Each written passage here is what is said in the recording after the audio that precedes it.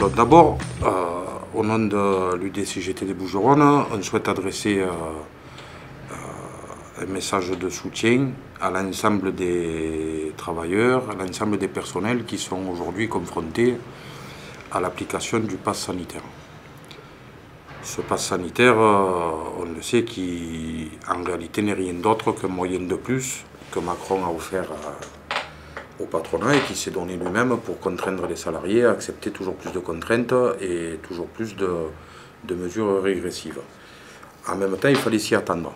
Depuis le début, nous disons que les mesures prises non seulement ne sont pas à la hauteur pour répondre aux enjeux de la période, mais qu'elles finiraient par coûter cher à ceux sur qui on tape en permanence, c'est-à-dire le monde du travail, que ce soit les travailleurs en activité, du public ou du privé, les privés d'emploi comme les retraités et notre jeunesse à qui on bouche toute perspective d'avenir par les politiques qui sont mises en œuvre.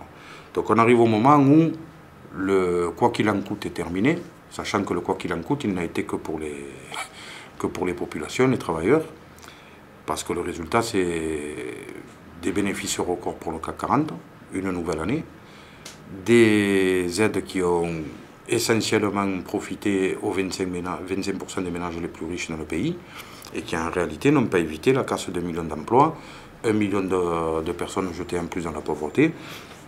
Et c'est le moment pour eux de nous imposer le remboursement et tout ça vient s'ajouter à ce qu'on avait déjà à supporter puisque nous sommes dans un pays qui est à la fois très riche, mais qui a décidé d'orienter sa politique vers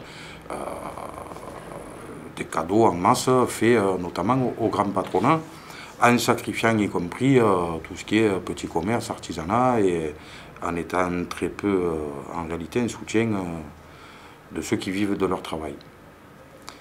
Donc, aujourd'hui, il y a deux solutions. Soit c'est l'alerte générale et on prend conscience que ce qui nous est imposé n'est pas juste et qu'il y a largement les moyens pour faire autrement dans ce pays.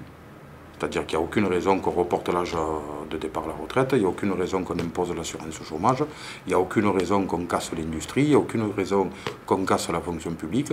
Tout ça, c'est des choix politiques qu'on peut inverser. Soit on accepte ça et il nous restera à payer et à souffrir. Donc pour nous, il n'est pas question de nous résigner. Le moment est à l'intervention massive du monde du travail. Il faut se rappeler que nous sommes le nombre et nous avons la force de faire changer les choses. Toute la période de pandémie, si les choses ne se sont pas complètement effondrées, c'est parce que les travailleurs ont tenu le rang.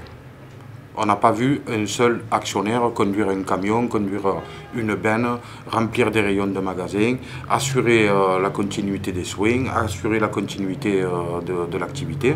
Tout cela, ils étaient bien planqués dans leur château.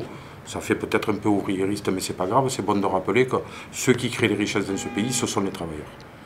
Donc, il est temps de relever la tête. Il est temps de sortir du piège tendu par Macron, son gouvernement et le patronat qui tentent d'opposer l'ensemble des catégories, les vaccinés aux non-vaccinés, les fonctionnaires aux privés, les jeunes aux vieux, les actifs aux privés d'emploi.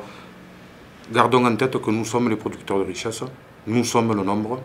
Demain, si nous sommes ensemble au combat, unis et déterminés, conscients des possibilités que nous avons et de notre force, on peut imposer d'autres choix.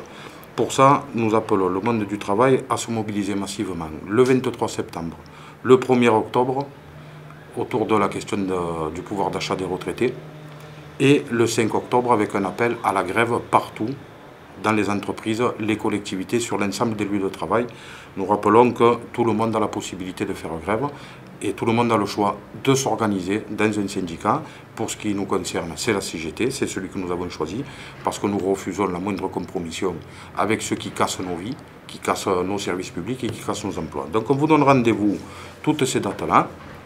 Le 25, on sera à la centrale de Gardanne avec nos camarades qui luttent pour maintenir une activité industrielle sur le site, des emplois de qualité visant à répondre et aux besoins des populations en termes énergétiques, mais y compris pour assurer la pérennisation de nos outils industriels, parce qu'on en a encore à défendre.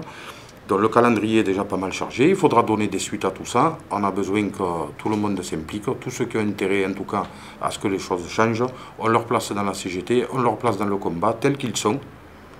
On a les moyens de faire changer les choses. À bientôt.